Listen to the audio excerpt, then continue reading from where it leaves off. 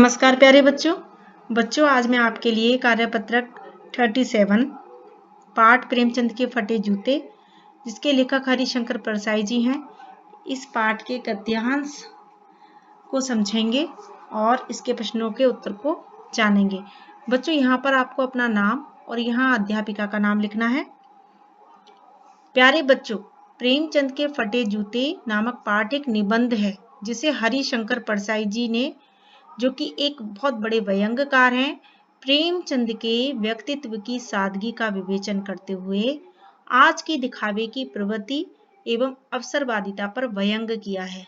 वे प्रेमचंद के व्यक्तित्व के बारे में तो बात बताते ही हैं, साथ ही अपने बारे में बताते हुए क्या कहते हैं, आइए इस गद्यांश को पढ़कर जानें और पूछे गए प्रश्नों के उत्तर दें। बच्चों, यहाँ हरिशंकर परसाई जी के सामने एक फोटो है, जिस फोटो में प्रेमचंद जी अपनी पत्नी के साथ बैठे हुए हैं और उन्होंने पैरों में फटे जूते पहने हुए हैं। तो उस फोटो के ऊपर वो व्यंग्य करते हैं कि अगर प्रेमचंद से कहते हैं, फोटो को देखकर कहते हैं कि अगर आपको फोटो ही खिंचाना था तो कम से कम ठीक जूते पहन लेते या ना खिंचाते। अगर आपको फोटो खिंचाना था तो जूते तो ठीक से पहन लेते या फोटो ही ना खिंचाते। फोटो ना खिंचाने से क्या बिगड़ता था? अगर आप फोटो ना खिंचाते तो क्या बिगड़ रहा था?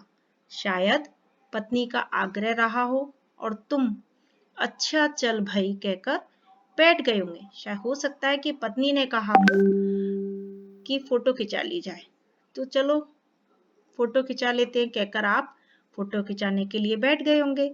मगर यह कितनी बड़ी ट्रेजेडी है कि आदमी के पास फोटो खिंचाने को भी जूते ना हो। उन्होंने प्रेमचंद जी के लिए कहा है कि जिस फोटो में वो बैठे हुए हैं उन्होंने फटे हुए जूते पहने हैं। तो ये फटे हुए जूते पहनना एक कितनी बड़ी ट्रेजेडी है कि आदमी के पास फोटो खिंचाने के लिए भी जूते ना हो। जबकि वो जो प्रेमचंद जी हैं इतने बड़े लेखक हैं, उपन्यासकार हैं। मैं तुम्हारी यह फोटो देखते देखते तुम्हारे क्लेश को अपने भीतर महसूस करके जैसे रो पड़ना चाहता हूँ। यहाँ पर हरिशंकर परसाई जी उस फोटो को देखकर कह रहे हैं कि तुम्हारे अंदर जो दुख है उसको मैं अपने भीतर महसूस करता हूँ और ऐसा लगता है कि इस फोटो को देखकर मैं जैसे रो पड़ूंगा, क्योंकि वो उस फोटो में ऐसे बैठे हुए हैं, उनके ना तो ठीक से कपड़े हैं ना ही जूते हैं। तो ऐसा लगता है कि वो प्रेमचंद जी के दुख को अपने अंदर महसूस कर रहे हैं। मगर तुम्हारी आंखों का यह तीखा दर्द भरा व्यंग मुझे एकदम रोक देता है। लेकिन उनकी फोटो को देखकर तो उनको रोना आ रहा है, हरिशंकर परसाई जी को। लेकिन यहाँ पर जब उनकी आंखों के अंदर तीखा दर्द भरा व्यंग जो लोगों के प्रति है, जो दिखावे का जीवन जीते हैं, उनके ऊपर वो व्यंग कर रहे हैं। कौन? प्रेमचंद। तो उसको देखकर वो एकदम रुक जाते हैं। तुम फोटो का महत्व नहीं समझते होते तो किसी से फोटो खिंचाने के लिए जूते मांग लेते। यहाँ प्रेमचंद जी के लिए कहते हैं कि अगर तुम फोटो का महत्व समझते तो फोटो खिंचाने के लिए क्या मांग लेते? जूते। लोग तो मांगे के कोट से वड़ दिखाई करते हैं और मांगे की मोटर से बारात निकालते हैं। लोगों के पास कपड़े नहीं होते शादी करने के लिए, लेकिन वो दूसरों से मांगकर क्या करते हैं? शादी भी कर लेते हैं और दूसरे की मोटर से बारात भी निकाल लेते हैं। फोटो खिंचाने के लिए तो बीवी तक मांग ली जाती है। तुमसे जूते मांगते नहीं बने। तुम फोटो का महत्व नहीं जानते। लोग तो इत्र चिपड़कर फोटो खिंचाते हैं। यानी फोटो खिंचाने के लिए लोग बीवी तक मांग लेते हैं, मोटर तक मांग लेते हैं, ठीक है, शादी के लिए वर दिखाई के लिए कोट मांग लेते हैं। तो तुमसे जो है एक फोटो ही तो खिंचाने की बात थी, क्या तुमसे जूते मांगते नहीं बने? क्योंकि तुम फोटो का महत्व ही नहीं जानते। चलिए इनके इस पाठ के इस पठित गद्यांश के आधार पर प्रश्नों के उत्तर दें। लेखक को ऐसा क्यों लगता है कि प्रेमचंद फोटो का महत्व नहीं समझते? तो देखिए, यहाँ पर लेखक को ऐसा इसीलिए लगता है क्योंकि प्रेमचंद ने फटे हुए जूतों में ही अपनी फोटो खिंचवाई थी। अगर वो इसका महत्व समझते तो कम से कम जूते तो किसी से मांग लेते।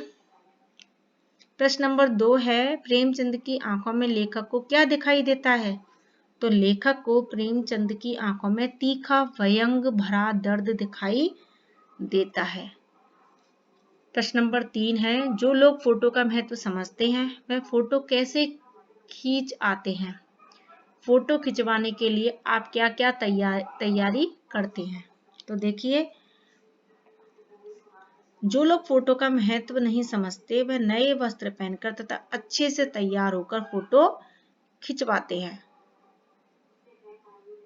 जो लोग फोटो का महत्व समझते हैं वह नए वस्त्र पहनकर तथा अच्छे से तैयार होकर फोटो खिंचवाते हैं। मैं भी फोटो खिंचवाने के लिए अच्छे वस्त्र पहनता हूँ और एक बार अपना चेहरा भी आईने में देख लेता हूँ। लेखक किस ट्रेजेडी की बात कर रहे हैं? प्रेमचंद के पास फोटो खिंचाने के लिए जूते नहीं हैं। लेखक इस ट्रेजेडी की बात कर रहे हैं। यह प्रश्न नंबर 4 का उत्तर है। प्रश्न नंबर 5, उपयुक्त गद्यांश में लेखक ने समाज में व्याप्त खोखलेपन और दिखावे को दर्शाया है। क्या आज भी समाज में यह प्रचलन जारी है? दिखावापन और खोखलापन समाज में आज भी जारी है। आज कोई वस्तु या कुछ करना उतना महत्वपूर्ण नहीं जितना कि उसको दिखाना। सिर्फ दिखावे भर के लिए खूब पैसा उड़ाया जाता है। आशा करती हूँ बच्चों आपको इस गद्यांश के प्रश्नों के उत्तर समझ में आ गए होंगे। धन्यवाद बच्चों।